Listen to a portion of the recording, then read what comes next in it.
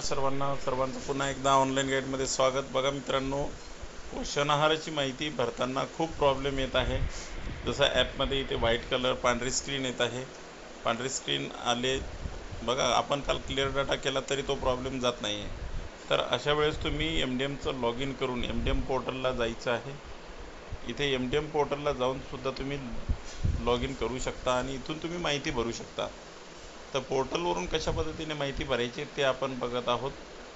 तर या ठिकाणी तुम्ही UDIS नंबर पासवर्ड टाका, त्याच्यानंतर हा कॅप्चा टाकायचा आहे आणि लॉग इन करायचं आहे. ठीक आहे, F0 ओके, सगळे लेटर स्मॉल पाहिजे इथे. Log in. ठीक आहे, लॉग इन झाल्याच्यानंतर इथे क्लिक करा आणि सबमिट करा. इथे मेनूमध्ये जाऊन इथे MDM डेली अटेंडन्स, इथे MDM डेली अटेंडन्सला जा, हे क्लोज करा आणि इथे माहिती भरून टाका. ठीक आहे, आज जे काही तुम्ही दिलं असेल ते. आणि इथे पहिले प्रेझेंट किती विद्यार्थी होते, 6, 8, 8, 16. ठीक आहे, आणि ताटं या ठिकाणी ताटं बघा. आत्ता आपल्या व्हिडिओमध्ये तुम्हाला ॲडसुद्धा येत नाही, त्याच्यामुळे तुम्हाला एक सलग व्हिडिओ बघायला मिळत आहे. आता कोणत्याही प्रकारचा ॲडचा त्रास तुम्हाला माझ्या व्हिडिओमध्ये होणार नाही. ठीक आहे, असं भरून झाल्याच्यानंतर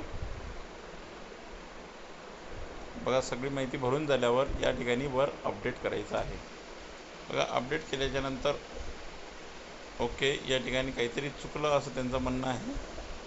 अपडेटमध्ये जा की standard 3 present student count should be less than or equal to enrol the student. म्हणजे इथे 8 चुकलेलं आहे त्यांचं असं म्हणणं आहे.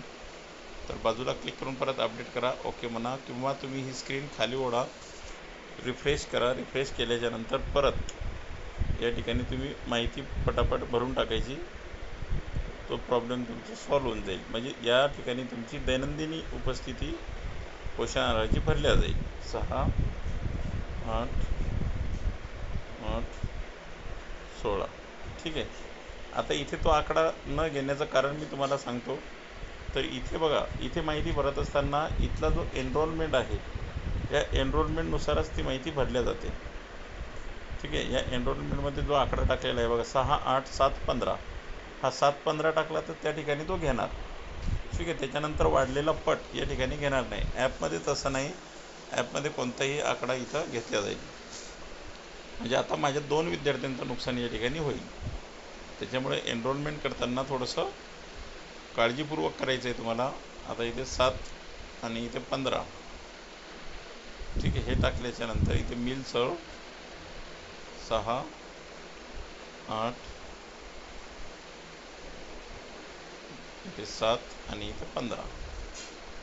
ठीक आहे, सहज ही माहिती आता अपडेट होईल. ओके, बरं, तुम्हाला जर बघा डाटा सेव्ह सक्सेसफुली, तुम्हाला जर ही एनरोलमेंटची पटसंख्या दुरुस्त करायची असेल, एनरोलमेंटला जा, ही ऑलरेडी फायनलाइज आहे.